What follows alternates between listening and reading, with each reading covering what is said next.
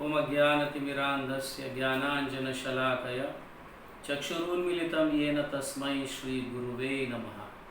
नमो ओम विष्णुपादाय कृष्णप्रेष्ठाय भूतले श्रीमते भक्तिवेदांत स्वामिनिति नामिने।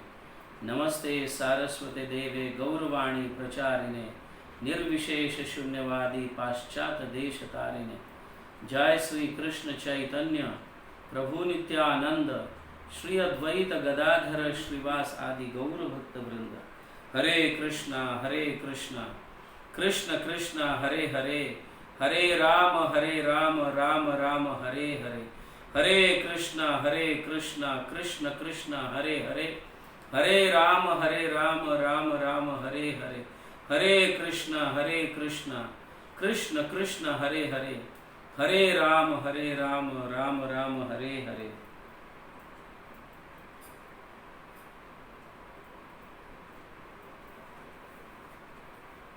हरे कृष्णा।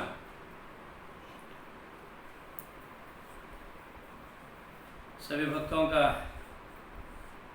गौर भक्त वृंद दर्शन में स्वागत है।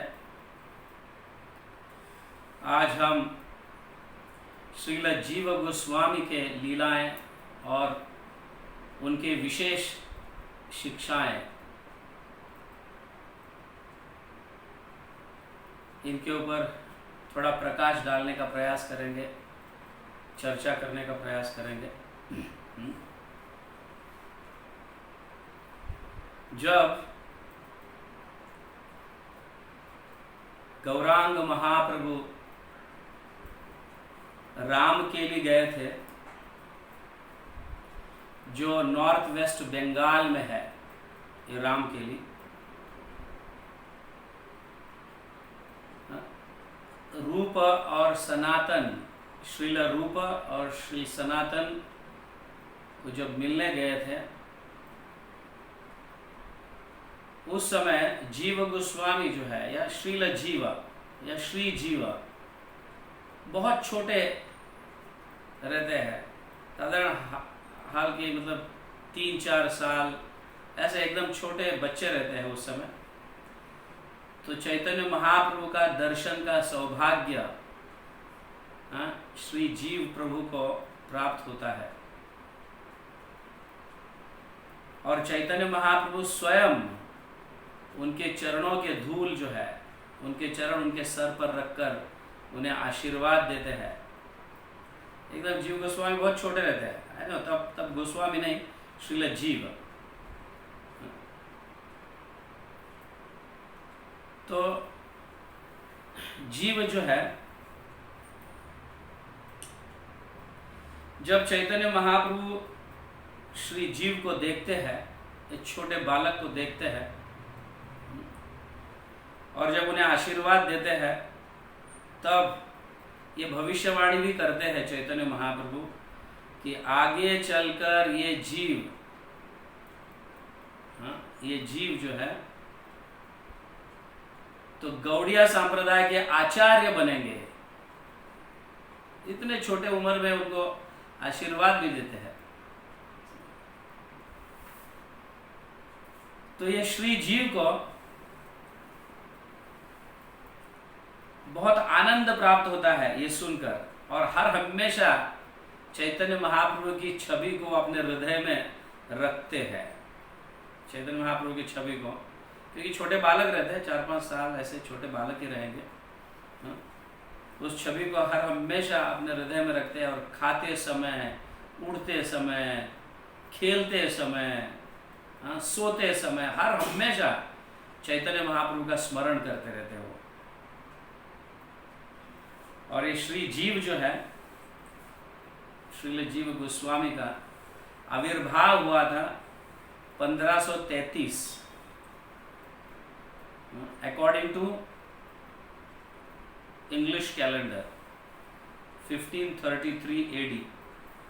भद्र का महीना था उस समय, और द्वादशी का दिन था, और उस समय एक्चुअली वामन द्वादशी भी रहता है। हम उस समय उपवास करते हैं वामन द्वादशी के दिन। श्री जीव का प्राकट्य का दिन है वो। और श्री जीव जो है अनुपम प्रभु या इन्हें वल्लभ प्रभु भी कहते हैं। ये 3 भाई है, रूप गोस्वामी, सनातन गोस्वामी और वल्लभ गोसाई। ये तीनों भाई है, वल्लभ प्रभु। तो वल्लभ को कभी कभी अनुपम भी कहते हैं लोग। तो ये तीनों भाई, रूप गोस्वामी, सनातन गोस्वामी और वल्लभ प्रभु, ये तीनों भाई। और तीनों भाइयों में जो है, ऐसा तो मतलब उनके एंचस मतलब उनके पीढ़ी में जीव गोस्वामी एक ही बच्चा रहता है वल्लभ को। तो श्री जीव जो है वो एक ही बच्चा रहता है उनके पूरे पीढ़ी में। तो ये तीनों भाई जो है नवाब हुसैन शाह के अंडर में काम करते रहते हैं। एक प्राइम मिनिस्टर रहता है, तो एक फाइनेंस मिनिस्टर रहता है, और एक अन्य कोई अच्छे पोस्ट पर रहते हैं। ऐसे तीनों भाई, और बहुत धनी रहते हैं, एकदम बहुत धनी, बहुत सुंदर। मतलब ऐसे मतलब जीव गोस्वामी जो है इतने सुंदर उनका परवरिश होता है, तो उनको कोई कमी नहीं रहती है उस फैमिली में। रिच फैमिली रहती है, मतलब मतलब बहुत धन। क्यों प्राइम मिनिस्टर, आप जानते हैं प्राइम मिनिस्टर और फाइनेंस मिनिस्टर, ऐसे मिनिस्टर्स को कैसे धन प्राप्त होते रहता है। तो जीव गोस्वामी रूप गोस्वामी, सनातन और अनुपम प्रभु जो है, तीनों उनके अंडर में, नवाब हुसैन शाह के अंडर में काम करते रहते हैं। तो बहुत रिच फैमिली रहती है, और ऐसे में परवरिश जीव गोस्वामी का होते रहता है, जीव का होते रहता है। और जीव जब जन्म लिए थे, श्री जीव जो है, तो उस समय उनका कॉम्प्लेक्शन जो है, उनकी कांति भी गौर था, सुवर्ण वर्ण का कांति था उनका भी, और उनके भी भुजाएं घुटनों के नीचे तक थे। हाँ, उनके हर एक शरीर का भाग जो है एक दिव्य पुरुष के जैसा भाता था। हर शरीर का भाग दिव्य पुरुष के जैसा लगता था, और एकदम तेज था उनके शरीर में। छोटे होते हुए भी तेज था शरीर में, और बहुत होशियार थे वो, बहुत होशियार।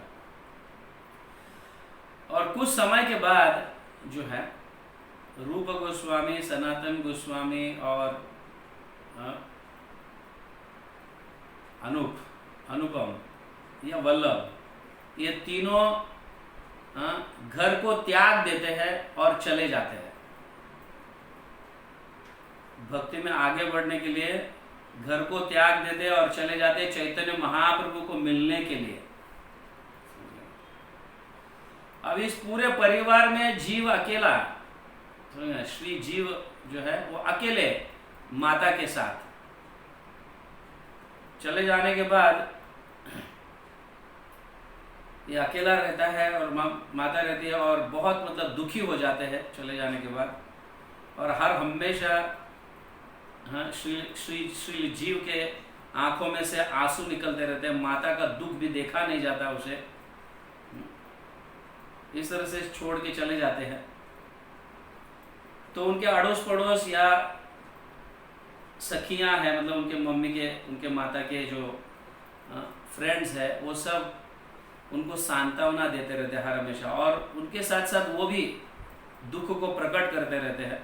इतना बड़ा परिवार, इतना सुखी परिवार, इतना ऐश्वर्य परिवार, समझ गए, और सब कुछ छोड़ के चैतन्य महाप्रभु को मिलने गए हैं, त्याग दिए है, फैमिली को त्याग दिए है।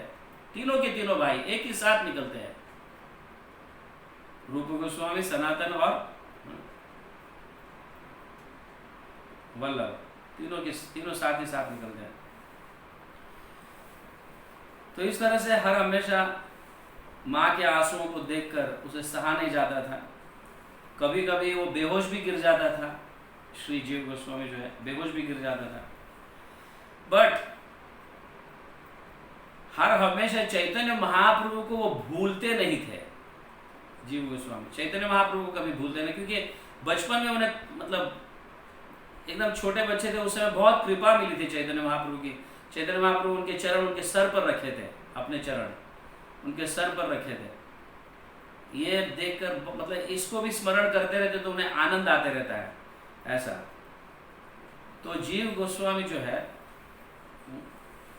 तो कृष्ण बलराम का एक छोटा सा विग्रह बनाते हैं, बनाकर उनके साथ ही जैसे हम बड़े लोग जैसे श्रृंगार करते हैं, भोग लगाते हैं, उनको सुलाते हैं, उनका ड्रेसिंग करते हैं, उनको डेकोरेट करते हैं एग्जैक्टली और उनको आरती करते हैं। तो जीव जो है इस छोटे मतलब कृष्ण बलराम को डीटीज बनाकर उनके साथ खेलते रहते हैं, उनको ऑफरिंग करना, उनका आरती करना, उनको भोग लगाना, भोग लगाने के बाद उनको सुलाना, वापस उठाना। इतने छोटे उम्र में भी ऐसा उनका भाव हुआ करता था। और फिर प्रसाद निकलकर अपने मित्रों को, खेलते समय अपने मित्रों को प्रसाद बांटते थे वो, और इस तरह से अन्यों का भी उद्धार करते थे, अपने मित्रों का भी उद्धार करते थे प्रसाद खिलाकर। तो ऑफ कोर्स कलयुग में हरिनाम की महिमा है। जैसे कहा गया कृतयध्याय तो विष्णु त्रेता यज्ञ तो मखैव द्वापारे परिचर्यायम कलौ तद हरि कीर्तन। तो अर्च विग्रह की जो पूजा करना है वो द्वापर युग की विधि है और हरिनाम कलयुग की विधि है।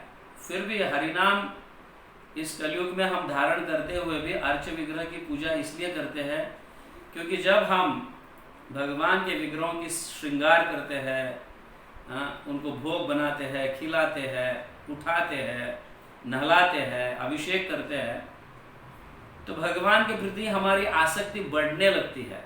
अर्च विग्रह के माध्यम से भगवान के प्रति हमारी आसक्ति बढ़ने लगती है और नाम में रुचि भी उत्पन्न होने लगता है। इसीलिए कलयुग में हम अर्च विग्रह की भी पूजा करते हैं, उनकी स्थापना करते हैं घर में, ताकि ये सेवा जब हम करने लगते हैं तो हमारी भगवान के नाम के प्रति दृढ़ विश्वास बढ़ने लगता है और आकर्षण भी, नाम के प्रति आकर्षण बढ़ने लगता है। इसीलिए अर्च विग्रह की पूजा स्पेशली गृहस्थियों को करना अनिवार्य है, हम सभी को करना चाहिए।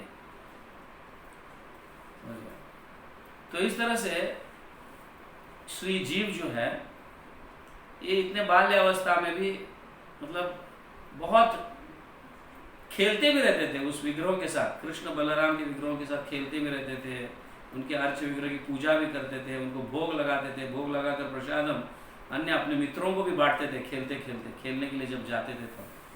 तो इस तरह का उनका भाव जो है बचपन से ही ऐसा भाव हुआ करता था। अन्य बच्चों के जैसे वो खेलते नहीं थे, इनका खेलना मतलब भगवान से संबंधित खेलना हुआ करता था। इनका हर खेल जो है भगवान से संबंधित हुआ करता था। तो इस तरह से वो बड़े हुए। फिर लोकल पंडितों के यहाँ पे जाकर ग्रामर, काव्य रचना, इस तरह से वो सीखते थे और कैसे मतलब शास्त्रों पर वाद विवाद करना, किसी को डिफीट करना, ये भी उन्होंने सीखा अपने लोकल पंडितों से। बहुत इंटेलिजेंट है, एकदम छोटे उम्र में ही बहुत इंटेलिजेंट है और उनके इंटेलिजेंट को देखकर उनके टीचर्स कहते थे ऐसा बच्चा तो हमने कभी देखा नहीं, इतने छोटे उम्र में इतना प्रभावशाली, इतने शास्त्रों पर अध्ययन, व्याकरण में पटु, काव्य रचना में भी एकदम एक्सपर्ट। ये बोलते आगे चलकर ये कोई बड़ा महान व्यक्ति बनेगा, ऐसा इनके टीचर्स, लोकल पंडित ऐसे उनके विषय में चर्चा करते थे या कहते थे। तो हर हमेशा अभ्यास करते समय भी, पढ़ाई करते समय भी जो है वह हर हमेशा भगवान का स्मरण, क्योंकि बाल्य अवस्था में ही चैतन्य महाप्रभु को उन्होंने देखा रहता है और इतना सुंदर कांति इतने सुंदर प्रभु को भूल नहीं सकते थे। तो एक बार ऐसा हो जाता है कि उनके सपने में, मतलब श्री जीव के सपने में कृष्ण बलराम आते हैं, उनके कृष्ण बलराम, जिनके साथ वो खेलते हैं, भोग लगाते हैं, जो उनका खुद का विग्रह जो है, तो वो कृष्ण बलराम सपने में आते हैं और गौर निताय में परिवर्तन हो जाते हैं। बलराम नित्यानंद प्रभु बनते हैं और कृष्ण गौरांग महाप्रभु बनते हैं, और दोनों मिलकर नाचने लगते हैं, कीर्तन में आनंद कर कीर्तन में नाचने लगते हैं दोनों के दोनों। और बाद में दोनों भगवान जो है, गौर निताय जो है, उनके श्री चरण जीव के सर पर वापस दोनों जन रखते हैं इस सपने में भी। पहले तो चैतन्य महाप्रभु रखे ही थे, लेकिन अभी नित्यानंद प्रभु भी और गौरांग महाप्रभु भी, दोनों भी जो है उनके सर पर उनके चरण रखते हैं और धूल देकर तुरंत गायब हो जाते हैं और इस सपने में से जाग जाते हैं। इतना सुंदर सपना देखकर वो ये सोचने लगते हैं कि कब मुझे चांस मिलेगा कि मैं भी घर को त्याग कर चैतन्य महाप्रभु को मिलने जाऊं और उनकी सेवा में संलग्न हूं, ऐसा सोचते रहते हैं। तो जब से ये सपना आ गया, और भी ज्यादा उनके हृदय में भगवान के प्रति, धाम के प्रति आसक्ति बढ़ने लगी उनकी, और वह सोचने कब मेरा ये समय आएगा, कब मेरा ये समय आएगा, कब मैं नवद्वीप धाम जा पाऊंगा, कब चैतन्य महाप्रभु को मिलूंगा। इस तरह से सोचते रहते हैं। तो वैसे तो माँ अकेली ही रहती है, बाकी और कोई रहते तो नहीं, सारे के सारे घर को त्याग कर चले गए रहते हैं। और कुछ समय के बाद माँ का देहांत भी हो जाता है। और उसके बाद जो रूप गोस्वामी, सनातन गोस्वामी के साथ वल्लभ भी जो गए हैं, श्री वल्लभ भी या अनुपम, उनका भी गंगा के तट पर देहांत हो जाता है। तो यह देखकर बहुत दुखी हो जाते हैं। यहाँ पे माँ का देहांत हुआ और मैसेज मिलता है पिताजी का भी देहांत हुआ, जब जा रहे थे गंगा के तट पर उनका देहांत हुआ, तो बहुत दुखी हो जाते हैं। और किसी के कहने से कोई कहता है नवद्वीप में कि तुम भी जो है, उनके गांव में कोई कहता है कि तुम भी नवद्वीप जाओ और गंगा के एकदम ठंडे पानी में अगर स्नान करोगे, ये तुम्हारा दुख भी मिट जाएगा। तुम्हारा जो फ्रस्ट्रेशन है, तुम जो दुखी हो गए हो, आपके हृदय के अंदर जो जलन हो रहा है, मतलब दुख से एकदम जल जाते हैं कि सारे के सारे मतलब छोड़ के चले गए हैं, अभी मैं अकेला हूँ, इस तरह से। तो कुछ लोग कहते हैं वहाँ पे, तो आप भी भगवान से मिलने जाओ, गंगा में जाकर स्नान करो, थोड़ा रिफ्रेश भी हो जाओगे। तो जीव जो है, श्री जीव जो है, वो नवद्वीप के लिए निकल पड़ते हैं कुछ भक्तों के समूह में। और नित्यानंद प्रभु भगवान होने के कारण उनको पता चलता है जीव निकल पड़े हैं, उनके गांव से जो है, राम के लिए गांव से वो निकल पड़े हैं। ऐसे जब नित्यानंद प्रभु को मैसेज मिलता है तो नित्यानंद प्रभु भी निकल पड़ते हैं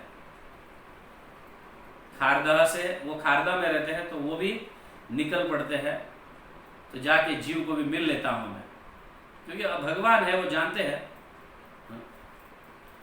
तो कुछ समय के बाद या कुछ दिनों के बाद जब श्री जीव नवद्वीप पहुंचते हैं और वहां के नवद्वीप के वातावरण को देखकर इतने प्रफुल्लित और आनंदित हो जाते हैं और सब कुछ भूल जाते हैं, और गंगा के तट पर जाकर साष्टांग दंडवत प्रणाम करते हैं गंगा को, और गंगा में स्नान करते हैं।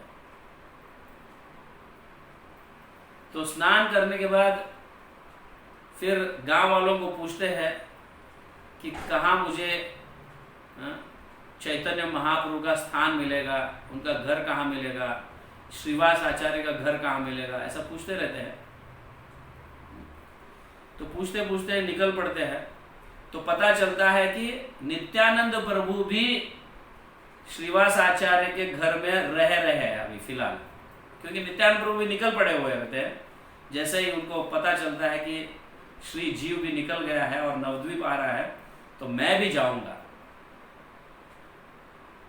तो नित्यानंद प्रभु भी आते हैं, तो तब नित्यानंद प्रभु पहले पहुंच जाते हैं और श्रीवास आचार्य के घर में रहने लगते हैं। और जब पता चलता है कि नित्यानंद प्रभु श्रीवास आचार्य के घर में रह रहे, तो पूछते पूछते श्रीवास आचार्य के घर जाते हैं। जाकर जैसे श्रीवास आचार्य को देखते हैं तो साष्टांग दंडवत प्रणाम करते हैं, और नित्यानंद प्रभु भी बाहर आ जाते हैं और नित्यानंद प्रभु को भी दंडवत प्रणाम करते हैं। और नित्यानंद प्रभु तुरंत ही उसे उठाते हैं। हाँ, तू रूप गोस्वामी और सनातन गोस्वामी का भतीजा है ना, तू भतीजा है ना। तो वो और भी वापस साष्टांग दंडवत प्रणाम कर उनको उत्तर देते हैं। तो नित्यानंद प्रभु समझ जाते हैं कि यस ये भतीजा है उनका, और उनको गले लगाते हैं। जीव गोस्वामी को गले लगाते हैं नित्यानंद प्रभु। और इस तरह से फिर वो अपने घर ले जाते हैं। नित्यानंद प्रभु जो है घर ले जाते हैं, और श्रीवास के घर, सॉरी नॉट आपने, श्रीवास के घर अंदर ले जाते हैं। ले जाकर फिर अपना खुद का स्वयं प्रसाद जो है जीव को देते हैं। लो तुम खा लो। तो सभी को इंट्रोड्यूस करा देते हैं। ये जीव जो है, ये श्री जीव जो है, ये रूप गोस्वामी और सनातन गोस्वामी के भतीजे हैं। आप सब लोग इन्हें आशीर्वाद दे दो। तो सारे लोग जीव को देखकर इतने आनंदित हो जाते हैं कि उनकी कांति भी गौर वर्ण जैसा रहता है। जीव गोस्वामी की उनकी कांति भी गौर वर्ण रहता है, और उनके भी भुजाएं घुटनों के नीचे रहते हैं, और बहुत बुद्धिशाली और तेजस्वी रहता है एकदम। जीव गोस्वामी एकदम तेजस्वी रहते हैं। तो इस तरह से नित्यानंद प्रभु और जीव गोस्वामी चर्चा करते बैठते, और दूसरे दिन जो है सची माता के घर निकलते हैं। और सची माता के घर निकलते हैं तो जब पता चलता है कि यहाँ पे चैतन्य महाप्रभु का प्राकट्य हुआ था इस नीम पेड़ के नीचे। आप सब लोग योगपीठ गए कि नहीं? योगपीठ देखा है ना, चैतन्य महाप्रभु का जन्म स्थली, उसे योगपीठ कहा गया है। नीम का पेड़ का दर्शन किया है ना सबने, है ना? यस। तो वहां पे जीव गोस्वामी लोटपोट करते हैं, यहाँ पे चैतन्य महाप्रभु का जन्म हुआ है। तुरंत नीचे गिरकर लोटपोट करने लगते हैं, सारी धूली उनके शरीर पर लग जाए, उनकी कृपा लग जाए। लोटपोट करते हैं, दंडवत प्रणाम करते हैं, और उसको पेड़ को देखकर इतने आनंदित होते हैं, बहुत आनंदित होते हैं। और उसी आंगन में कई भक्त लोग जो है चैतन्य महाप्रभु के गुणगान गाते रहते हैं, कृष्ण के भजन गाते रहते हैं, हरि नाम संकीर्तन करते रहते हैं। और जैसे ही नित्यानंद प्रभु को देखते हैं सब लोग उठकर, सभी लोग नित्यानंद प्रभु को भी दंडवत प्रणाम करते हैं। और फिर सची माता भी मिलती है, सची माता को भी वो प्रणाम करते हैं। नित्यानंद प्रभु भी और जीव गोस्वामी भी प्रणाम करते हैं।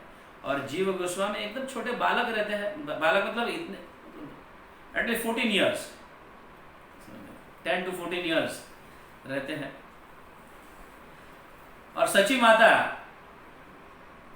ऑफ कोर्स विधवा होने के कारण वो हर हमेशा व्हाइट साड़ी पहनते रहते हैं, उनके बाल भी व्हाइट हुए रहते हैं, समझ गए ना, वृद्ध होते हैं। तो उस बालक को अपने गले लगाती है और उसके सर से हाथ घुमाकर उन्हें आशीर्वाद देती है जीव को।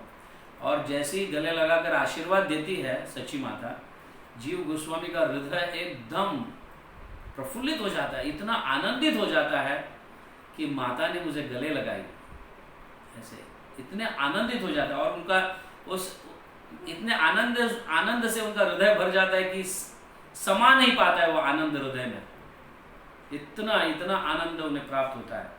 और नित्यानंद प्रभु और जीव गोस्वामी दोनों मिलकर प्रसाद खिलाती है, सच्ची माता प्रसाद खिलाती है। और उसके उपरांत फिर कुछ समय तक जीव गोस्वामी नित्यानंद प्रभु के साथ रहते हैं और पूरा नवद्वीप मंडल परिक्रमा करते हैं नित्यानंद प्रभु के साथ। दैट वाज द फर्स्ट परिक्रमा। नित्यानंद प्रभु जीव गोस्वामी को लेकर परिक्रमा कराते हैं और हर स्थली जहां जहां चैतन्य महाप्रभु ने लीला किए हैं, हर स्थली नित्यानंद प्रभु लेकर स्वयं वहां पे बैठकर उस स्थली पर बैठकर चैतन्य महाप्रभु के विषय में समझाते रहते हैं, कैसी लीला और उस लीला से हमें क्या सीखना चाहिए। इतने अद्भुत लीलाओं का प्रदर्शन और जीव गोस्वामी ध्यान पूर्वक सुनते रहते हैं और जैसे जैसे लीला सुनते रहते हैं, नित्यानंद प्रभु सुनाते रहते हैं, उनके आंखों में से अश्रु बहने लगता है जीव गोस्वामी के। समझ गया? इतने मधुर लीला नित्यानंद प्रभु हर स्थली में जाकर सुनाते हैं। नवद्वीप जो है, नवद्वीप ये नवविधा भक्ति को प्रतीक करता है। मतलब नवद्वीप जो है, नवद्वीप धाम में हर एक द्वीप में एक एक भक्ति का लक्षण प्रदर्शन करता है। नवविधा जो भक्ति है उसका एक द्वीप एक भक्ति का लक्षण प्रदर्शन करता है। जैसे श्रवणम, कीर्तनम, विष्णु स्मरणम, पाद सेवनम, अर्चनम, वंदनम, दास्यम, साख्यम, आत्मनिवेदनम, ये 9 जो भक्ति के विधि है। तो श्रवण जो है ये आपको सीमंत द्वीप आप लिख सकते हैं नाम, ये 9 द्वीप के नाम है और एक एक द्वीप जो है नवविधा भक्ति के एक एक लक्षण को प्रदर्शन करता है। श्रवण का जो है वो सीमंत द्वीप, सीमंत द्वीप में जहां पे अपना जगन्नाथ मंदिर है, इस्कॉन का जानते हो ना, गए हैं ना कई भक्त लोग, जगन्नाथ मंदिर है वहां पे, और चांद काजी का समाधि भी वहां से ही अपने को जाना पड़ता है आगे, चांद काजी की समाधि। दैट इज ऑल सीमंत द्वीप। वो सीमंत द्वीप में वो एरिया आता है और वो है श्रवण का द्वीप।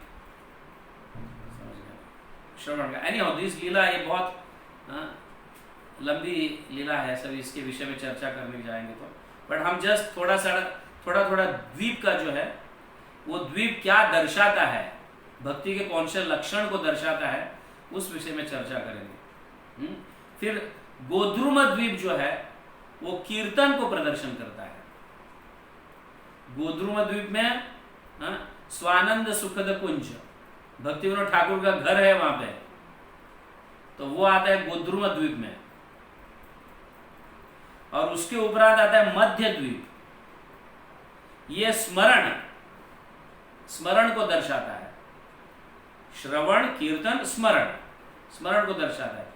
ये द्वीप जो है, हंस वाहन देखा आपने, हंस वाहन ये बहुत सुंदर लीला है, चैतन्य चरितामृत में आता है हंस वाहन। शिवजी हंस पर बैठकर आए थे चैतन्य महाप्रभु के कीर्तन का दर्शन करने के लिए, तो ये वहां पे है। नैमिषारण्य भी वहां पे आता है, समझ गए? तो नहीं, ये सब मध्य द्वीप में आता है। फिर आता है कोलत द्वीप, ये पाद सेवन, पाद सेवन, भक्ति का ये पाद सेवन जो है इस लक्षण को दर्शाता है। और ये गंगा के उस तट पर है, प्रौढ़ माया का मंदिर है, बहुत बड़ा प्रौढ़ माया का मंदिर, तो वहां पे। और वहां से थोड़ा आगे जाएंगे तो जगन्नाथ दास बाबा जी का भजन कुटीर भी आता है वहां पे, तो ये सब कोलत द्वीप में आता है। फिर आता है ऋतुद्वीप, ये अर्चनम को दर्शाता है।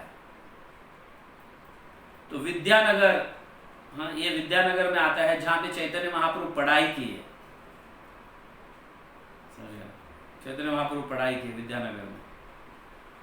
फिर आता है जहानुद्वीप, ये वंदनम का है, वंदनम को दर्शाता है। तो वहां पे जहान मुनि का आश्रम है, तो गंगा जब आई थी और भगीरथ लेके जा रहे थे, तो वहां पे झानु मुनि तपस्या कर रहे थे, तो गंगा पूरा उसके सारे सामग्री को लेके जाती है। तो झानु मुनि पूरे पूरे गंगा को वो पी लेते हैं, पूरे गंगा को। और फिर बाद में भगीरथ के कहने से फिर वो छोड़ दे, तो गंगा वहां से जहानवी बन जाती है, समझो। तो गंगा जहानवी गंगा का नाम है। तो जहानु मुनि के जो है, तो इनकी पुत्री बनकर फिर वापस प्रकट होती है, तो उनका नाम जहानवी हो जाता है। तो यह जहानु द्वीप में, तो यह वंदनम को दर्शाता है, नवविधा भक्ति में से वंदनम को।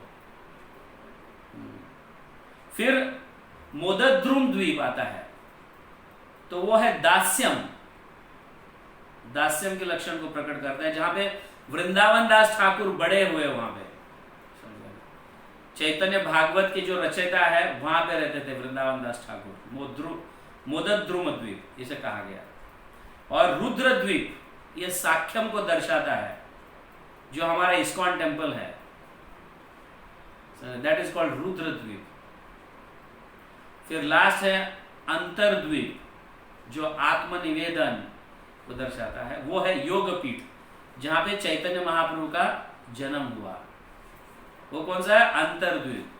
तो इस तरह से नित्यानंद प्रभु जीव गोस्वामी को प्रत्येक द्वीप को ले जाते हैं, और हर जगह वहां पे चैतन्य महाप्रभु के लीलाओं का वहां पे वर्णन कर कथा करते रहते हैं, भगवान की लीलाओं को सुनाते रहते हैं, और जीव जो गोस्वामी अत्यंत आनंद लेते हैं, उसमें अत्यंत आनंद लेते हैं। तो इस तरह से नवद्वीप परिक्रमा जीव गोस्वामी किनके साथ की है? नित्यानंद प्रभु पर्सनली अकेले को लेके गए, समझे ना। नित्यानंद प्रभु अकेले जीव गोस्वामी को लेकर परिक्रमा कराते हैं, पूरा नवद्वीप परिक्रमा पूरा कराते हैं, हर एक स्थली को दर्शन करते हैं। और इस तरह से नित्यानंद प्रभु फिर आज्ञा देते हैं उनके, तुम काशी जाओ, वाराणसी जाओ, और वहां पे तुम श्री मधुसूदन वचस्पति के अंडर में रहकर वेदांत का अभ्यास करो। मधुसूदन वचस्पति के अंडर में रहकर वेदांत का अभ्यास करो, वाराणसी जाओ तुम। और ये मधुसूदन वचस्पति कौन रहते हैं? सार्वभौम भट्टाचार्य के शिष्य रहते हैं। सार्वभौम भट्टाचार्य जानते हैं ना? ये चैतन्य लीला में आता है, चैतन्य चरितामृत में। सार्वभौम भट्टाचार्य जगन्नाथ मंदिर के मुख्य पुजारी, मुख्य प्रीस्ट, सार्वभौम भट्टाचार्य बहुत बड़े पंडित रहते हैं, वेदांत का अभ्यास करते रहते हैं, वेदांत में निपुण रहते हैं। और चैतन्य महाप्रभु और सार्वभौम भट्टाचार्य का एक बार चर्चा चलती है वेदांत पर, और फिर आखिर में सार्वभौम भट्टाचार्य चैतन्य महाप्रभु को भगवान के रूप में स्वीकारते हैं, और वेदांत का सूत्र जो है वो श्रीमद् भागवतम है, इसकी स्थापना करते हैं। और यही चैतन्य महाप्रभु जी जो सीखा है सार्वभौम भट्टाचार्य, वो अपने शिष्य को सिखाते हैं, मधुसूदन वचस्पति को। और फिर नित्यानंद प्रभु फिर उनको आगे बढ़ाते हैं जीव गोस्वामी को, तुम जाकर मधुसूदन वचस्पति से वेदांत सीख लेना। तो उनकी आज्ञा से जीव गोस्वामी फिर जाते हैं वाराणसी, समझ, काशी जाते हैं, और वहां पे इनके अंडर में रहकर, किनके अंडर में? मधुसूदन वचस्पति के अंडर में रहकर वेदांत को सीखते हैं, और बहुत ही कम समय में सीख लेते हैं, मास्टर कर लेते हैं, मास्टर वेदांत में मास्टर हो जाते हैं, क्योंकि ऐसे भी व्याकरण में एकदम निपुण रहते हैं जीव गोस्वामी। तो उन्हें फटाफट सारे चीज समझ में आता है, फटाफट एकदम। और उसके उपरांत जो है, तो जीव गोस्वामी सोचने लगते हैं कि मैं अभी वृंदावन जाऊंगा, मुझे वृंदावन जाना चाहिए। तो वृंदावन जाते हैं, वहां पे रूप गोस्वामी और सनातन गोस्वामी से मिलते हैं, समझ गया ना।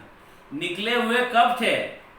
तो पहले नवद्वीप जाते हैं, वहां पे नित्यानंद प्रभु से मिलते हैं, मिलने के उपरांत फिर पूरा परिक्रमा कर लेते हैं नवद्वीप का, वहां से जाते हैं वाराणसी, वाराणसी से फिर सब कुछ पढ़ाई कर कर फिर रूप गोस्वामी और सनातन गोस्वामी को मिलते हैं, जो बचपन में बिछड़ गए थे, मतलब चले गए थे, समझ गए।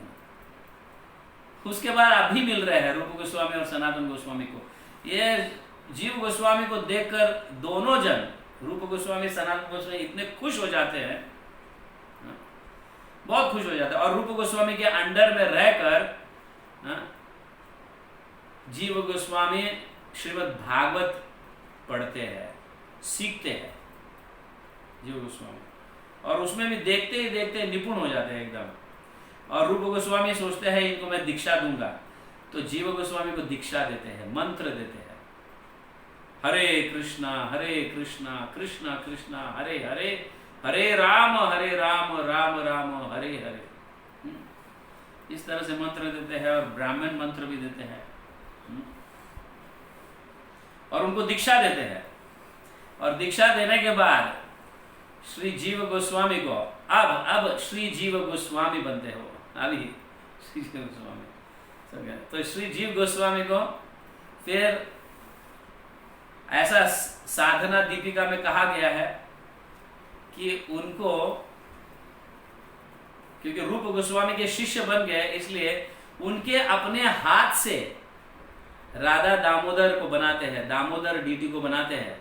कौन? रूप गोस्वामी अपने हाथों से कार्ड करते हैं उसको, और फिर जीव को प्रेजेंट करते हैं, आप इनकी सेवा करो। तो उस समय से शुक्ल जीव गोस्वामी के राधा दामोदर जो है वो प्राणनाथ बन जाते हैं, प्राणनाथ, उनके प्राण। श्रील जीव गोस्वामी प्राणधन है, श्री राधा दामोदर राधे, ऐसे हम गाते हैं। उनके प्राणनाथ है जीव गोस्वामी के, और ये गिफ्ट दिए हुए रहते हैं रूप गोस्वामी, गिफ्ट देते हैं। और सारे भक्ति शास्त्रों को पढ़ते हैं और इतने निपुण हो जाते हैं। हम आज ही चर्चा कर रहे थे, मैं और नारद मुनि, जीव गोस्वामी भक्ति शास्त्रों को, एक्चुअली माधुर्य भाव को इस लेवल तक वो ग्रंथ लिखते हैं माधुर्य भाव का, और जब रूप गोस्वामी को दिखाते हैं तो रूप गोस्वामी ऐसा कहते हैं कि रूप गोस्वामी ने उस ग्रंथों को समाधि दिए कि ये ग्रंथ डिस्क्लोज करने जैसा नहीं, लोगों को समझ में नहीं आएगा ये ग्रंथ। बहुत अप्रिशिएट करते हैं इस ग्रंथ को, रूप गोस्वामी और सनातन को बहुत अप्रिशिएट करते हैं। वंडरफुल, एकदम इतना सुंदर माधुर्य भाव को एकदम पराकाष्ठा तक पहुंचाते हैं। इसके अंदर इतना सुंदर लिखा हुआ है, सारे लीलाओं का वर्णन है इसके अंदर। बट रूप गोस्वामी कहते हैं कि ये ग्रंथ, इसका प्रकाशन करने जैसा नहीं है, क्योंकि लोग इसको समझेंगे नहीं और कुछ गलत उसका मीनिंग्स निकालते रहेंगे, इसलिए वो स्वयं जो है रूप गोस्वामी उनको समाधि देते हैं सारे ग्रंथों को, जो जीव गोस्वामी ने इस माधुर्य भाव पर लिखे हुए जो ग्रंथ है समाधि देते हैं। और फिर उनके उपरांत इनके पांडित्य को देखते हैं, इनके शास्त्रों में इतना निपुण, ग्रामर भी एकदम एक्सपर्ट रहते हैं। इसको देखकर रूप गोस्वामी अपने ग्रंथों को एडिटिंग जो होता है ना, एडिटिंग, तो उसके अंदर उस सेवा में लगाते हैं। तो सबसे पहला जो है भक्ति रसामृत सिंधु देते हैं उसका प्रूफ रीडिंग करने के लिए। रूप गोस्वामी ने जो भक्ति रसामृत सिंधु लिखे उसका प्रूफ रीडिंग तुम करो, तुम। तो इस तरह से तो जीव गोस्वामी उनके प्रूफ रीडिंग करने लगते हैं भक्ति रसामृत सिंधु के, और उसी के ऊपर उन्होंने टीका भी लिखा है रूप गोस्वामी के इन ग्रंथ पर। श्रील रूप गोस्वामी का जो ग्रंथ है भक्ति रसामृत सिंधु, इनके ऊपर श्रील जीव गोस्वामी टीका लिखते हैं, दुर्गम संगमणि बोल के। बहुत सुंदर ग्रंथ है ये। और इस तरह से इस टीका को देखकर फिर रूप गोस्वामी अन्य कई ग्रंथों के प्रूफ रीडिंग के लिए, एडिटिंग के लिए वगैरह सब देता। और बहुत सारे जीव गोस्वामी बहुत सारे आचार्यों के ग्रंथों के ऊपर टीका लिखे हुए हैं। करीबन उनके कुछ 20 to 25 ग्रंथ उन्होंने लिखे हैं जीव गोस्वामी। तो ऐसा कहा जाता है श्रील व्यासदेव के उपरांत, श्रील व्यासदेव के उपरांत ऐसे कोई गोस्वामी नहीं बने जिन्होंने 4 लाख संस्कृत वर्सेस अपने ओन उन्होंने लिखे हुए हैं। 4 लाख संस्कृत के श्लोक उन्होंने लिखे हैं। तो इतने होशियार, इतने मतलब ऐसा, मतलब अगर देखा जाए तो व्यासदेव के बाद इनका नंबर आता है, श्रील जीव गोस्वामी का इनका नंबर आता है। इतने versus, 4 lakh versus of his own versus, and that also Sanskrit versus.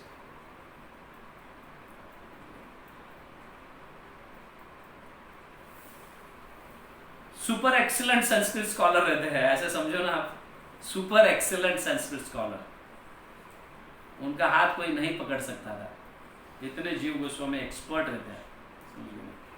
और आज के भी मॉडर्न इंटेलेक्चुअल संस्कृत स्कॉलर्स जो है, सबसे पहले जीव गोस्वामी के संस्कृत को पढ़ते हैं, उनके ग्रंथों को देखते हैं, उनके ग्रंथों को पढ़ते हैं, उनके ग्रंथों को समझते हैं, और उसके उपरांत उसके ऊपर टीका लिखना या उसके ऊपर कुछ चर्चा करना, ऐसा होता है। तो पहला प्राधान्य जो है जीव गोस्वामी के ग्रंथों को दिया जाता है। आज के सारे संस्कृत स्कॉलर्स भी जो है ना, तो उनको पसंद करते हैं। और वैसे जीव गोस्वामी का डेली सर्विसेज, और इतना ज्ञान आता कहाँ से, इतनी होशियारी, इतना इंटेलेक्चुअल पावर आता कहाँ से है, यह हमें सीखना जरूरी है। जीव गोस्वामी का डेली सर्विस क्या होता था पता है? सनातन गोस्वामी और रूप गोस्वामी को स्नान करने के लिए रोज पानी लेके आना सनातन गोस्वामी और रूप गोस्वामी को स्नान करने के लिए जो पानी की जरूरत है, रोज जीव गोस्वामी पानी लेके आते थे। हाँ? और तब जाके स्नान करते थे रूप गोस्वामी, सनातन गोस्वामी। और फिर प्रसाद बनाते थे दोनों के लिए, जीव गोस्वामी प्रसाद बनाते थे। राधा दामोदर की तो सेवा करते ही थे, साथ ही साथ प्रसाद बनाते थे। और आश्रम को पूरे आश्रम को क्लीन करना। और ये जब रेस्ट करते थे, रूप गोस्वामी सनातन गोस्वामी रेस्ट करते थे, तो उनके शरीर का मसाज करते थे, तेल लगाकर, ये लगाकर। जीव गोस्वामी अगले दोनों के, रूप गोस्वामी और सनातन गोस्वामी के दोनों के सर को मसाज करना, उनके पूरे शरीर को मसाज करना, ऐसे मसाज करते थे। और साथ ही साथ दोनों के ग्रंथों को एडिट करना, प्रूफ रीडिंग करना, और साथ उनके साथ कमेंट्रीज भी लिखते थे। आप सोचिए कितने सारे सेवाएं। तो गुरुजनों की जब हम सेवा करते हैं उनके अनुकूल में रहकर, तो नेचुरली हमारी बुद्धि में विकसित होने लगता है, हमारा इंटेलेक्चुअल पावर बढ़ने लगता है, और स्वाभाविक रीति से हम भक्ति में भी आगे बढ़ने लगते हैं। और भगवान ऐसे सेवाओं की योजना करते हैं जिससे गुरुजन खुश हो जाते हैं। तो ये कैसे प्राप्त होता है?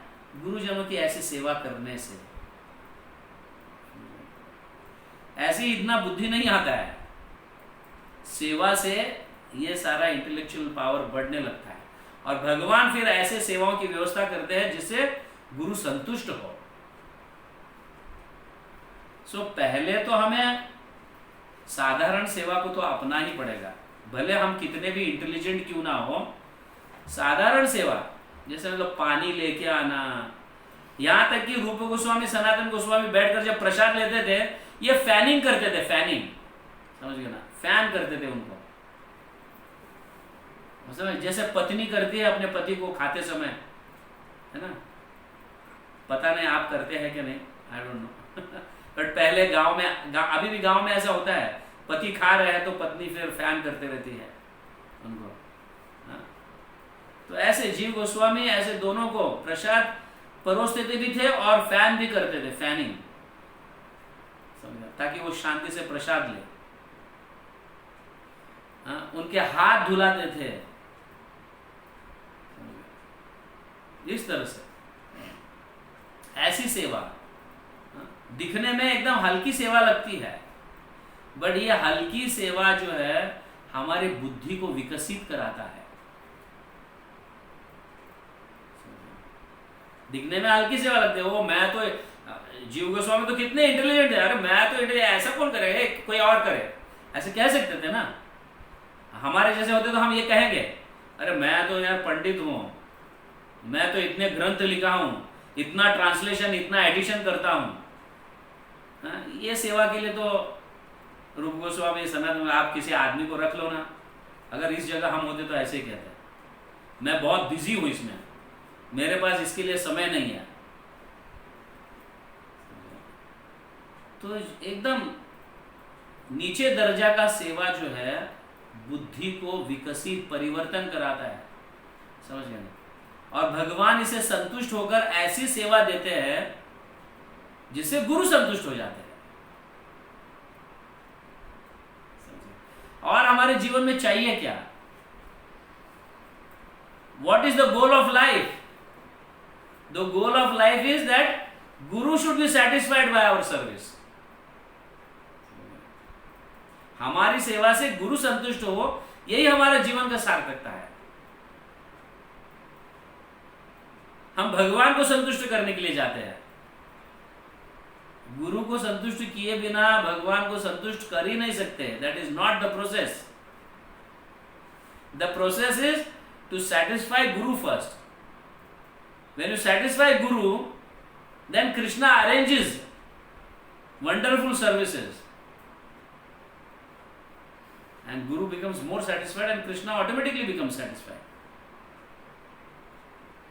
This is the process. ये विधि है। तो इस तरह से हर हमेशा जीव गोस्वामी ऐसे सेवा में रहते थे। तो दैट इज इसी के कारण इतना इंटेलिजेंस, इतना ये आया, समझ गए। तो एक समय ऐसा हो जाता है कि रूप नारायण नाम के एक दिग्विजय पंडित, दिग्विजय अपना रजिस्टर लेके निकलते रहते हैं, वो जिसको भी जाते हैं उसको शास्त्रों के माध्यम से हराते रहते हैं, और हराने के बाद उनका नाम और उनका सिग्नेचर लेते रहते हैं। ये रूप नारायण जो है दिग्विजय किसी सभी प्रांत में जाते रहते हैं, नॉर्थ से लेके साउथ तक, ईस्ट से लेके वेस्ट तक, कई जगह घूमते हैं और सभी को हराते निकलते रहते हैं ये दिग्विजय पंडित रूप नारायण। और उनके पास बड़ा रजिस्टर, इतना मोटा रजिस्टर रहता है, इतना मोटा रजिस्टर जिसके अंदर कई पंडितों के नाम, मैं आपसे हार गया सिग्नेचर, ऐसा। तो उनको पता चलता है वृंदावन में रूप गोस्वामी के नाम, रूप गोस्वामी और सनातन गोस्वामी नाम के कोई महान पंडित है, महान कोई भक्त है, अगर इनको हराऊंगा तो मैं सचमुच दिग्विजय बन जाऊंगा। इस हेतु, इस भाव से वृंदावन आते हैं ये रूप नारायण, और रूप गोस्वामी को और सनातन गोस्वामी को चैलेंज करते हैं, मेरे साथ बैठकर शास्त्रों पर विवाद कीजिए, विवाद कीजिए। तो ऐसे रूप गोस्वामी, सनातन गोस्वामी को कोई इंटरेस्ट नहीं रहता है ऐसा, इसमें फालतू समय क्यों डालना है बोल के तुम्हारा रजिस्टर दे दो। तो रूप गोस्वामी रजिस्टर लेते हैं और दोनों नाम लिखते हैं, रूप गोस्वामी का भी नाम और सनातन गोस्वामी दोनों भी नाम लिखते हैं, एंड वी आर डिफीटेड, ऐसे बोल के साइन कर देते हैं दोनों भी, रूप गोस्वामी, सनातन गोस्वामी। और जीव गोस्वामी बाजू में खड़े रहते हैं, उनको बहुत दुख होता है, बहुत दुख होता है, ऐसे कैसे मेरे गुरु डिफीट हो सकते हैं? इतने महान आचार्य, रस आचार्य, तत्व आचार्य, ऐसे कैसे डिफीट हो सकते हैं? तो उनका हृदय एकदम दुखी हो जाता है। तो ये रूप नारायण तो रजिस्टर लेते हैं और फिर चले जाते हैं, मैं तो पूरा भी दिग्विजय हो गया बोल के। तो उस समय फिर जीव गोस्वामी पीछे पीछे जाते हैं रूप नारायण के और उनको डिफीट करते हैं। वहां पे 7 दिन चर्चा होती है शास्त्रों पर। रूप नारायण और जीव गोस्वामी 7 दिन चर्चा करते हैं और 7 दिन मतलब जीव गोस्वामी उनको डिफीट कर देते हैं, रूप गोस्वामी रूप नारायण को, ये दिग्विजय पंडित को। और दिग्विजय पंडित बहुत दुखी हो जाता है और सारा जो है वो पूरा रजिस्टर फाड़ देता है, सारे पूरे रजिस्टर फाड़ कर फेंक देता है। I am defeated.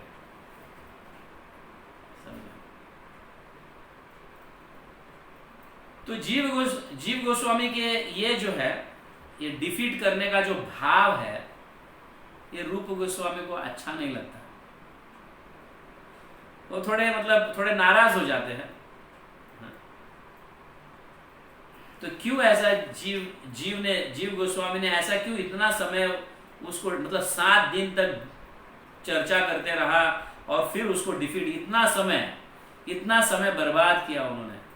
इतना समय में तो कितना हरिनाम का जप हो सकता था। ऐसे रूप गोस्वामी सोचने लगते हैं। और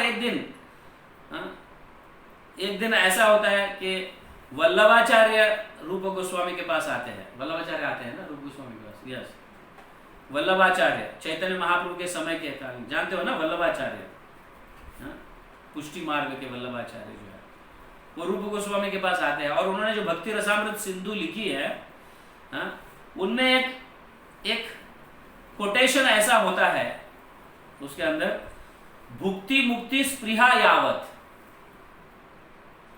पिशाची हृदि वर्तते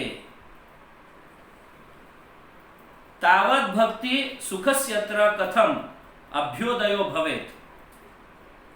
ऐसा उसका ट्रांसलेशन का वर्णन ऐसा है कि भुक्ति और मुक्ति ये पिचाची के जैसा है।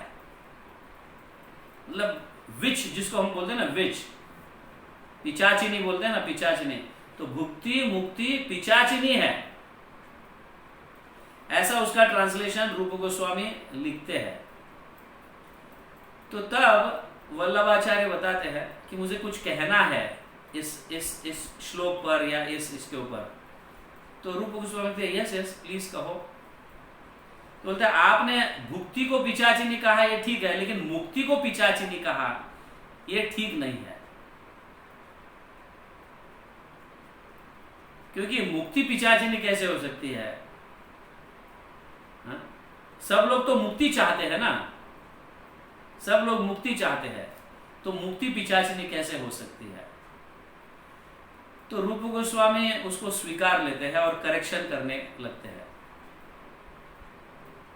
तो जीव गोस्वामी को वापस दुख हो जाता है कि मेरे गुरु जो रूप गोस्वामी ने जो लिखा है इतना सुंदर है, क्योंकि ये व्याकरण के पंडित रहते हैं जीव गोस्वामी, ऐसे साधारण व्यक्ति नहीं रहते, ये व्याकरण में एकदम निपुण रहते हैं।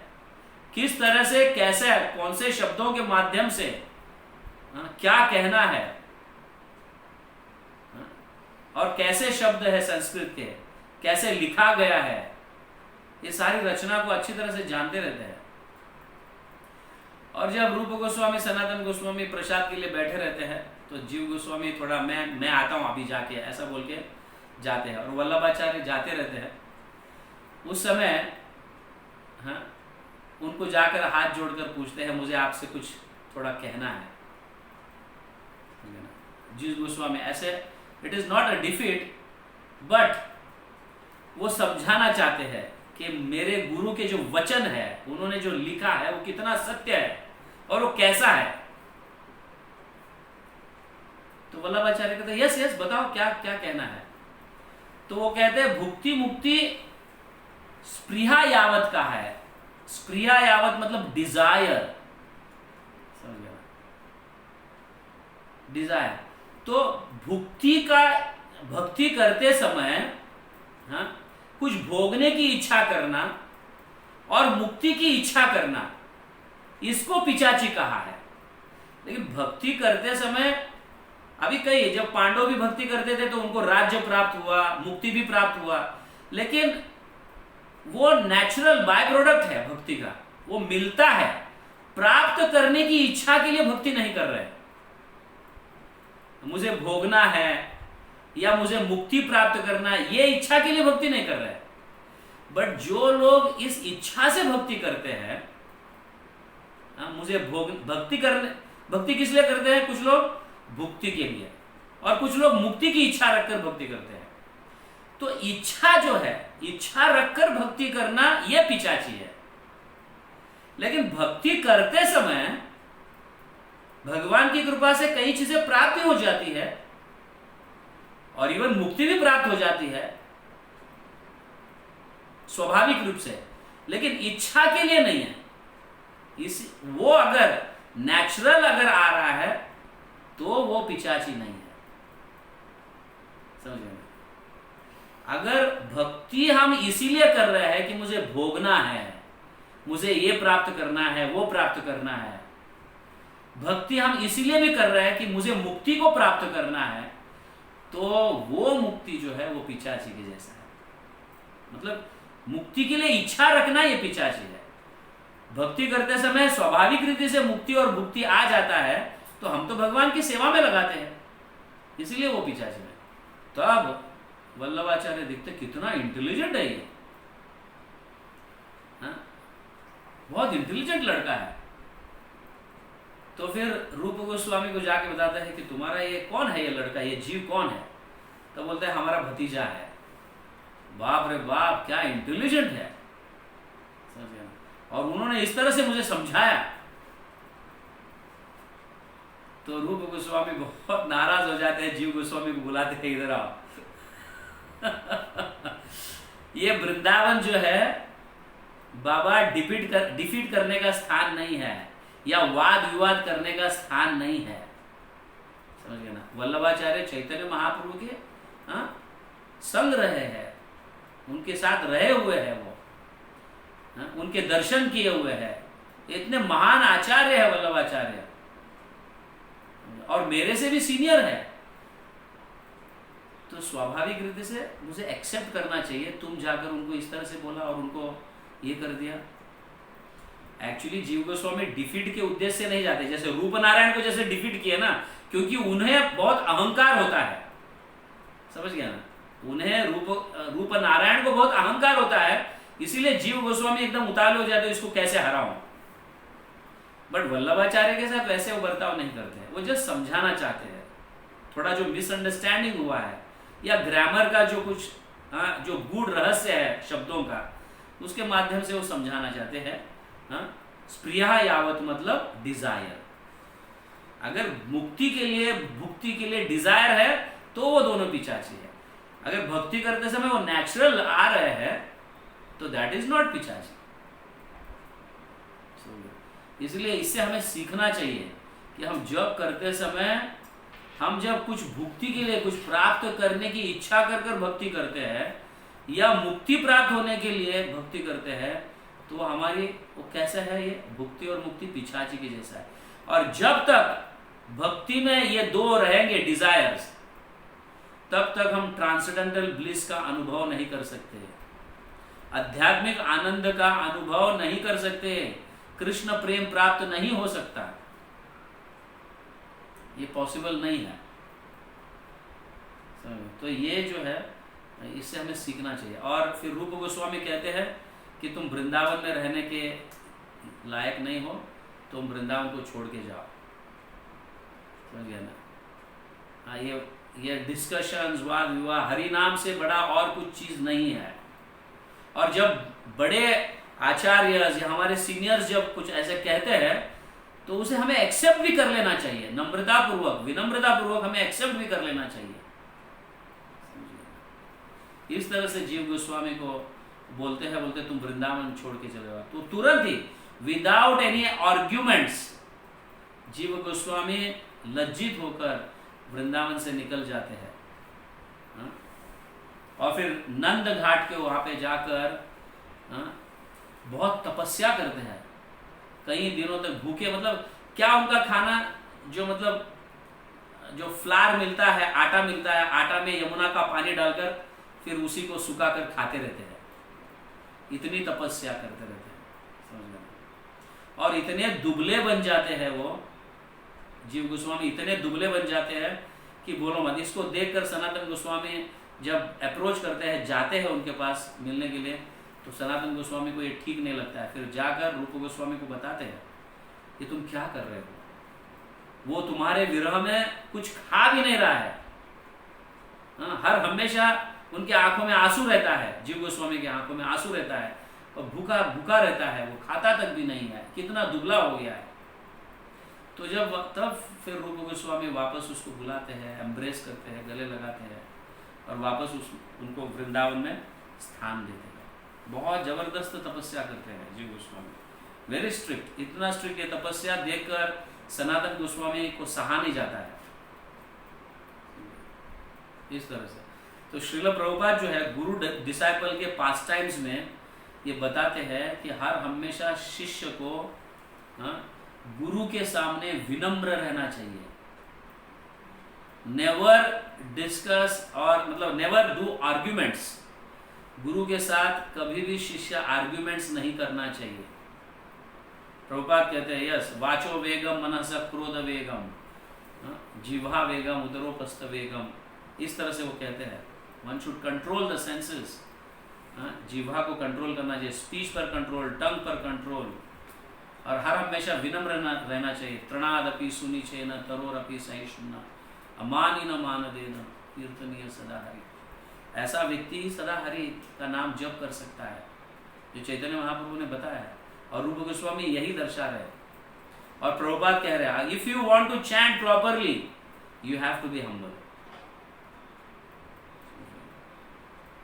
सही में हमारी साधना अगर अच्छी करनी है, हमारा जप अगर अच्छा करना है अच्छे भाव से, तो सबसे पहला क्वालिटी है विनम्रता, ह्यूमिलिटी, हम्बलनेस। इस तरह से तो जीव गोस्वामी जब मतलब ऐसे नवद्वीप से कई लोग जब वृंदावन आते थे, जीव गोस्वामी या बंगाल से कुछ भक्त लोग आते थे वृंदावन में, बंगाल से जब आते थे तो जीव गोस्वामी एकदम फर्स्ट क्लास उनका वेलकम करते थे, उनको प्रसाद खिलाते थे, उनका एकोमोडेशन की व्यवस्था करते थे, और पर्सनली लेकर जाकर ब्रजमंडल दिखाते थे, दर्शन करवाते थे सभी नवद्वीप वासियों को, इस तरह से दर्शन करवाते थे। तो ये जीव गोस्वामी जो है, प्रभुपाद समझाते हैं, प्रभुपाद के एक शिष्य है वो समझाते हैं इस तरह से। जीव गोस्वामी जो है, जीव, उनका नाम जीव जो है, ये इतना सुंदर नाम है कि वो एक श्रीमद् भागवतम से वर्ष लेकर अहस्तानि सहस्तानाम अपदानी चतुष्पदम, इस तरह श्लोक है। जीवो जीवस्य जीवनम, समझिए ना। जैसे जिस जानवर को कहो या जिसको भी हाथ नहीं है, और जो जानवर के हाथ है,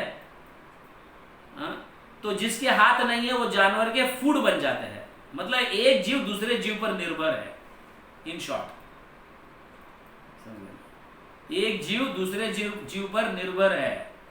तो हम भी प्रसाद खाते हैं, वो भी जीवों को खाते हैं, समझ गए ना। कुछ जड़ को नहीं खाते, पत्थर सीमेंट ऐसे नहीं है ना, लेकिन हम भगवान को भोग धरा कर खाते हैं, इसीलिए वो विशुद्ध है, शुद्ध है।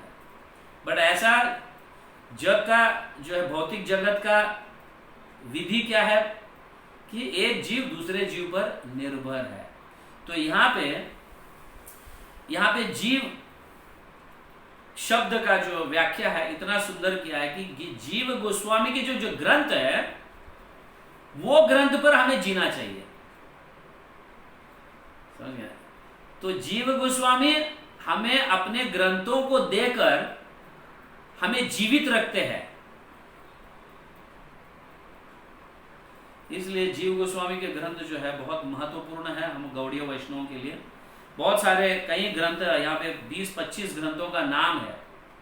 अभी सभी का नाम मैं पढ़ नहीं सकता, लेकिन हरि नामामृत व्याकरण उन्होंने लिखे हैं, फिर रसामृत शेष लिखा है, श्री माधव महोत्सव लिखे हैं, श्री संकल्प कल्प वृक्ष लिखे हैं, ब्रह्म संहिता पर टीका किए हैं, बहुत सारे भक्ति रसामृत सिंधु पर भी टीका की है जिसका नाम दुर्गम संगमणि है, उज्जवल नीलमणि पर भी टीका किए हैं जो रूप गोस्वामी के ग्रंथ है। सत्य संदर्भ तो लिखा ही है उन्होंने, तत्व संदर्भ, भागवत संदर्भ, परमात्मा संदर्भ, कृष्ण संदर्भ, भक्ति संदर्भ, प्रीति संदर्भ, ऐसे कई ग्रंथ है, 20-25 ग्रंथ है, बहुत सुंदर है ग्रंथ। इतने इंटेलेक्चुअल, इतना पावरफुल जीव गोस्वामी थे। और जब रूप गोस्वामी और सनातन गोस्वामी अपने लीलाओं का समाप्ति करते हैं तो जीव गोस्वामी इस ट्रेडिशन को कंटिन्यू रखते हैं, प्रचार करते हैं, ये करते हैं। तो एक दिन ऐसे हो जाता है कि जीव गोस्वामी आगरा चले जाते हैं राजपूतों के साथ डिबेट करने के लिए।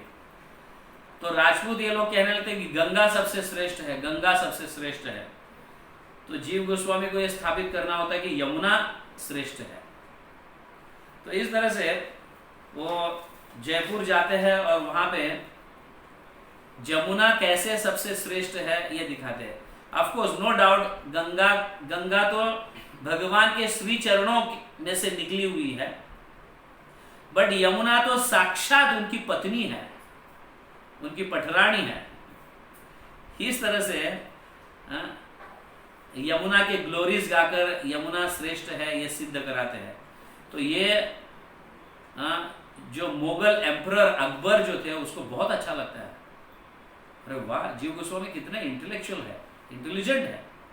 तो वो मिलने के लिए वृंदावन आते हैं, जीव गोस्वामी को मिलने के लिए आगरा से वृंदावन आते हैं। जब पता चलता है कि आगरा आकर मतलब इन्होंने हरा कर चले गए, तो तब अकबर जीव गोस्वामी को कुछ देना चाहते हैं, गिफ्ट में कुछ देना चाहते हैं। तो बोलते हैं मुझे कुछ भी नहीं चाहिए, मुझे पेपर्स चाहिए, ब्लैंक पेपर्स चाहिए। उस समय सारे आचार्य जो अपने ग्रंथ लिखे हैं वो पत्तों पर लिखे हैं, पेड़ के पत्ते जो होते हैं ना उसके ऊपर लिखे हैं। तो उस समय पेपर बहुत कॉस्टली था और बहुत मतलब क्या बोलते हैं उसको, व्हाट यू से, रेयर पेपर उस समय बहुत रेयर था। तो जीव गोस्वामी ब्लैंक पेपर्स को मांगे ताकि वो कुछ ग्रंथों की रचना कर सके। तो अकबर तुरंत उसका ये करता है, उसको उसकी सुविधा कर देते हैं पेपर की। और साथ ही साथ समझ गया ना, ये जीव गोस्वामी को 1570 में जब अकबर मिले और उनके ग्रंथों को देखकर आश्चर्यचकित हुए। इतने सारे ग्रंथ जीव गोस्वामी ने लिखे हैं। तो कुछ ग्रंथों को वो पढ़ते भी थे, समझने का प्रयास भी करते थे।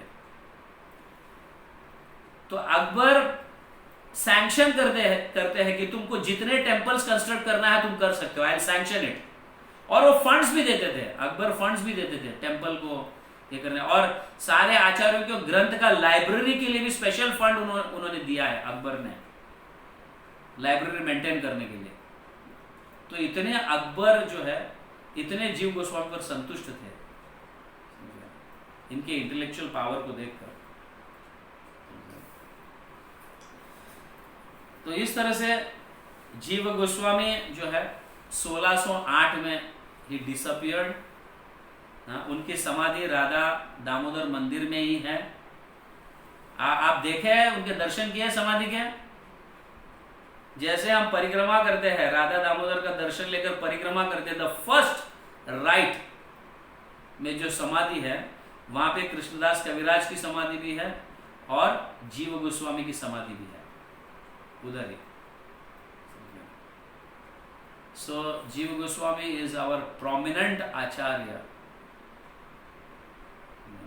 Very intellectual.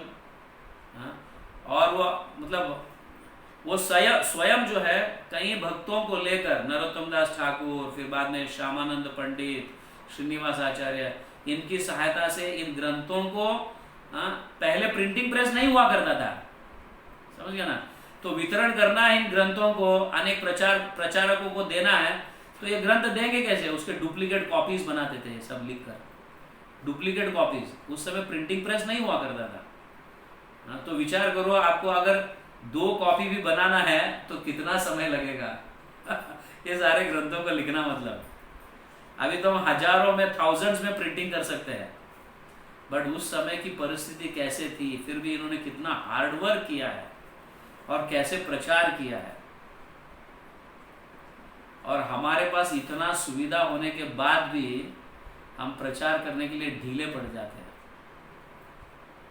इतना सुविधा, इंटरनेट है, कंप्यूटर है, जूम है, ऑनलाइन है फिर भी हम प्रचार नहीं कर पा रहे। इतना सारा सुविधा, इतना सारी फैसिलिटीज होते हुए भी उस समय चल के जाना पड़ता था। एक गांव से दूसरे गांव जाना है तो चल के जाना पड़ता था, चल के जाकर प्रचार करना पड़ता था। आप सोचो, नदी क्रॉस करना है तो नाव का राह देखो, ये करो, वो करो।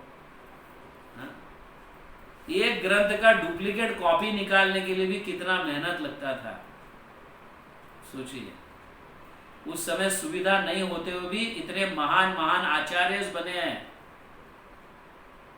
अभी इतना सुविधा होते हुए भी हम कुछ नहीं कर पा रहे, कुछ नहीं कर पा रहे। ऐसा लगता है कुछ नहीं कर पा रहे। तो इतने सारे सुविधाएं, तो उसका ज़्यादा से ज़्यादा फायदा उठाकर जितना हो सके उतना हमें प्रचार कर कर चैतन्य महाप्रभु के मिशन को, प्रभुपाद के मिशन को, गुरु के मिशन को आगे बढ़ाना चाहिए। ये उत्साह में होना चाहिए। ये जीव गोस्वामी से हमें सीखने मिलता है। कितने हमेशा उत्साही रहते थे वो, हर भक्तों को एंगेज करते थे वो, हर सेवा, कोई ना कोई सेवा में एंगेज करते थे उनको। और इनके इन लीलाओं से हमें ये सीखना चाहिए कि कभी भी हम डिफीटिंग मूड ना रखें किसी के साथ भी। समझ गए ना? आप समझ पा रहे हैं? भक्ति में डिफीटिंग मूड नहीं रहना चाहिए। अगर डिफीटिंग मूड रहेगा तो हम वृंदावन में रहने के लायक नहीं है। समझ गए? आप ये कह सकते हो, प्रभु हम वृंदावन में तो कहाँ रह रहे हैं, हम तो अहमदाबाद में रह रहे हैं, हम तो बड़ौदा में रह रहे हैं, हम तो यहाँ रह रहे हैं, हम तो वहां रह रहे हैं, वृंदावन में कहाँ रह रहे हैं? नहीं, हम वृंदावन में ही रह रहे हैं। प्रभुपाद ने वृंदावन को कई जगह स्थापित किया, लॉस एंजलिस, अमेरिका, यहाँ वहां राधा कृष्ण के मंदिरों की स्थापना करके, राधा कृष्ण के मंदिरों को बनाकर, कंस्ट्रक्ट कर ये सारे मंदिर जो है वृंदावन से भिन्न नहीं है, अभिन्न है। They are same as Vrindavan. समझ गए? तो जब हमारे घर पे विग्रह है, और हम हरिनाम का जप करते हैं, तो वो घर भी वृंदावन बन जाता है। तो इसीलिए ऐसा डिफीटिंग मूड तो हमें रहना ही नहीं चाहिए कहीं पे भी। वाद विवाद करना, किसी के साथ बैठकर डिफीट करने का प्रयास करना, अपने होशियारियों का प्रदर्शन करना, this is not the etiquette of Vaishnavas. इससे हमारी भक्ति आगे नहीं बढ़ती है। इनफैक्ट हमारा पतन हो जाता है इससे। जितना हम विनम्र है, ये इससे दर्शाता है। जीव रूप गोस्वामी वाज नॉट हैप्पी। समझ गए? जीव गोस्वामी को वृंदावन से बाहर निकाल दिया गया था। उनका तुम वृंदावन में रहने के लायक नहीं हो, ऐसा। So this mood is not good. इससे हमें सीखना चाहिए। समझ गए? Defeating mood, and specially with seniors. गुरुजन कहो या गुरु भाई, मतलब गुरु भाई कहो, इनके साथ तो कभी ये करना ही। So just follow instructions of guru, have faith in guru and follow instructions of guru. Then Krishna prem is not very far. आप समझे? कृष्ण प्रेम ज्यादा दूर नहीं है। जो विनम्र है, गुरु के आज्ञा का पालन कर रहा है, तो कृष्ण प्रेम बहुत नजदीक है। लेकिन जो अहंकारी है, डिफीटिंग मूड है, वाद विवाद का मूड है, ये है वो है, तो फिर देन कृष्ण प्रेम बहुत दूर है, बहुत दूर है, पता नहीं कितने जन्म लग जाएंगे, डोंट नो। सो ये क्वालिटीज है भक्ति के,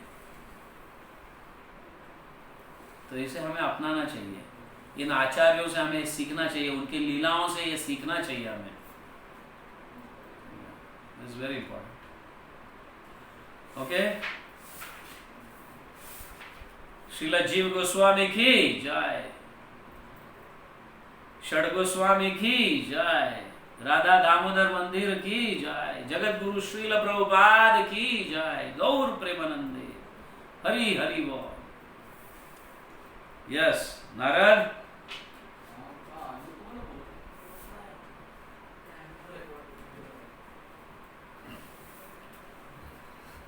एनी क्वेश्चंस?